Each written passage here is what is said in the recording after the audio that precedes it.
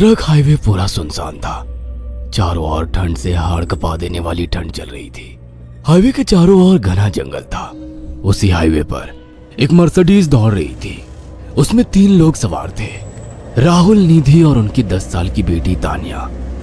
राहुल अपने दोस्त सैफ के घर ईद की पार्टी में शामिल होने के लिए गया था और पार्टी करके घर लौट रहा था। निधि ने मुस्कुराकर ड्राइव करते हुए राहुल से कहा, कुछ भी कहो राहुल, आज तो ईद की पार्टी में मजा आ गया। हाँ, मेरा दोस्त बहुत ही बिंदास और हंसी मजाक करने वाला व्यक्ति है। मैंने देखा उसके घर पर शहर की एक से एक बड़ी हस्ती थी, मगर फिर भी वो उन सबको इग्नोर करके हमें इम्पोर्टेंस दे रहा था। हाँ, देगा क्यों नहीं, आखिर मेरा दोस्त जो है। सच में राहुल, अमेरिका से इंडिया लौटकर बहुत अच्छा फील हो रहा है। वैसे तुम्हारा दोस्त सचिन अभी तक नहीं आया अमेरिका से? निधि की बात सुनकर राहुल चौंक कर बोला, ओह शिट यार, उसका फोन आया था कि वो इंडिया आ रहा है। उसने बोला था कि मुझे एयरपोर्ट पर पिक कर ले। निधि बहुत नाराज होगा वो। कोई बात नहीं, उससे बोल देना कि तुम्हें बिल्कुल याद नहीं रहा, और फिर तुम्हें सैफ की इनवाइट की हुई ईद पार्टी में भी तो शामिल होना था। निधि ने इतना बोला ही था कि उसकी बेटी तानिया ने अपनी माँ की ओर देखकर कहा, मुझे भूख लगी है माँ, और प्यास भी। तानिया की बात पर निधि ने बुरा सा मुंह बनाकर उसकी ओर देखकर कहा, पार्टी में तो इतना खाया था तुमने, फिर भी भूख लगी है। निधि की बात पर तानिया ने मासूम सा चेहरा बनाकर कहा, कोई बात नहीं मम्मी, मुझे पानी ही पिला दीजिए। कितनी बार बोला है मुझे मम्मी मत बोला करो। पानी अभी नहीं है, आगे जाकर कोई शॉप पड़ेगी तो बोतल खरीद के दे दूंगी। निधि की बात पर राहुल ने मुस्कुराकर कहा, छोटी बच्ची है निधि, इतना नाराज होना सही नहीं है। राहुल ने इतना कहा ही था कि अचानक एक काली परछाई राहुल की कार के सामने आकर खड़ी हो गई। राहुल के पैर अचानक ब्रेक पर पड़ गए। गाड़ी तेज रफ्तार में थी। ब्रेक अचानक लगने से पलटते पलटते बाल बाल बची थी। राहुल के चेहरे पर भयानक ठंडी में भी पसीने की बूंद टपकने लगी। वो दोनों कार से बाहर निकल आए। निधि ने डरते हुए कहा, आखिर कौन था ये? ऐसा लगा जैसे कि कोई भयानक काली परछाई मेरे कार के सामने आकर खड़ी हो गई हो। वह दोनों काली रात के सन्नाटे में इधर उधर देखने लगे। तभी निधि को एक घने पेड़ के पास दो चमकीली हुई आंखें दिखाई दी। उसकी आंखें बिल्कुल भेड़ियों की तरह लग रही थी। निधि ने चीखते हुए राहुल से कहा, राहुल देखो कौन है वो, जल्दी से गाड़ी में बैठो, मुझे बहुत डर लग रहा है। राहुल ने उस तरफ देखा तो उसके रोंगटे खड़े हो गए।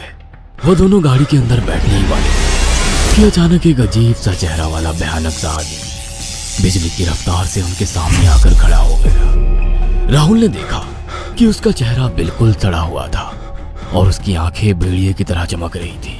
उसके लंबे लंबे बाल उसके कंधे तक आ रहे थे और उसके दांत भेड़िए की तरह बाहर की ओर निकल रहे थे। हाथों की जगह नुकीले पंजे थे। राहुल को देखकर अजीब से अंदाज में हंसने लगा, मगर जैसे ही राहुल की नजर उसके कपड़ों पर गई, राहुल की आंखें फटी की फटी रह गई। वो हकलाते हुए बोला, भाईजान, भाईजान, मुझे माफ कर दो, मुझे छोड़ दो। राहुल ने इतना कहा ही था कि अचानक उस अजीब से देखने वाले भयानक आदमी ने अपने पंजों से राहुल की गर्दन कसकर पकड़ ली और एक ही सेकंड में उखाड़ कर जमीन पर फेंक दी। राहुल के धड़ से लाल रंग का खून का फुहारा फूट पड़ा। इस भयानक मंजर को देखकर निधि के गले से एक जोरदार चीख निकल गई। निधि इससे पहले भागती कि अचानक उस भयानक दिखने वाले आदमी ने निधि को पकड़ लिया और अपने नुकीले पंजे उसके पेट में गड़ा दिए और उसकी अतड़ियां बाहर निकाल दी। निधि की एक दिल दहला देने वाली चीख सन्नाटे को चीर गई। अचानक हवा का एक बवंडर उठा और वो भयानक सा दिखने वाला व्यक्ति देखते ही देखते बवंडर के साथ गायब हो गया। तानिया ने डरते डरते निधि के मोबाइल से पुलिस और सैफ को बुला लिया और कुछ ही देर में वहां चारों ओर पुलिस की गाड़ियां थी। पुलिस ने राहुल के दोनों दोस्त सैफ और सचिन को वहीं बुला लिया। इंस्पेक्टर अर्जुन ने दोनों से कहा, मैंने ऐसी हत्याएं अपने करियर में कभी पहले नहीं देखी। ये काम तो ना किसी जानवर का लगता है, ना ही किसी इंसान का। सचिन कपकपाती हुई आवाज में बोला, आप कहना क्या चाहते हैं? कुछ कह नहीं सकता। जिस किसी ने भी इन दोनों को मारा है उससे एक बात तो साबित होती है कि वो इन दोनों से हद से ज्यादा नफरत करता था। अब सारी सच्चाई तो ये बच्ची ही बता सकती है। इतना बोलकर इंस्पेक्टर अर्जुन तानिया के पास चला गया, जो बेहद डरी हुई थी। तानिया ने आंखों देखी सारी घटना इंस्पेक्टर अर्जुन को बता दी। तानिया की बात सुनकर इंस्पेक्टर अर्जुन कंफ्यूज चेहरा लेकर मोबाइल पर किसी से बात करने लगे। सचिन इंस्पेक्टर के पास आ गया और सैफ भी डरता हुआ इंस्पेक्टर अर्जुन के पास आकर बोला, क्या हुआ इंस्पेक्टर? तानिया ने क्या बताया? उसने जो बताया वो काबिले यकीन नहीं है। उसकी बात पर किसी भी तरह से यकीन नहीं किया जा सकता। फिर भी कुछ तो बताया इंस्पेक्टर। हाँ, उस बच्ची के मुताबिक एक भूत ने निधि और राहुल को बड़ी बेदर्दी से मारा है। इंस्पेक्टर की बात सुनकर दोनों बुरी तरह से चौंक गए। क्या मतलब है इस बात का? बच्ची बेहद डरी हुई है। हम आगे की तफ्तीश जारी रखेंगे। निधि और राहुल तो चले गए, अब तानिया को मैं रख लूंगा। नहीं, राहुल मेरा अच्छा दोस्त था। तानिया अब मेरे साथ रहेगी। देखिए, बच्ची के माँ बाप अब इस दुनिया में नहीं है और आप दोनों भी शादीशुदा है। मुझे नहीं लगता कि आप दोनों बच्ची की सही से देखभाल कर सकते हैं। मेरी कोई औलाद नहीं है। मैंने अपनी पत्नी को फोन कर दिया है, वो भी IPS ऑफिसर है। ये बच्ची आज से मेरे साथ रहेगी। उसका मासूम चेहरा मेरे दिल में उतर गया है। अब तुम दोनों जा सकते हो। पूछताछ के लिए मैं जब भी तुम्हें बुलाऊं तुम दोनों आ जाना। इंस्पेक्टर ने ये बात बोली ही थी कि अचानक वहां पर मौसम बदल गया।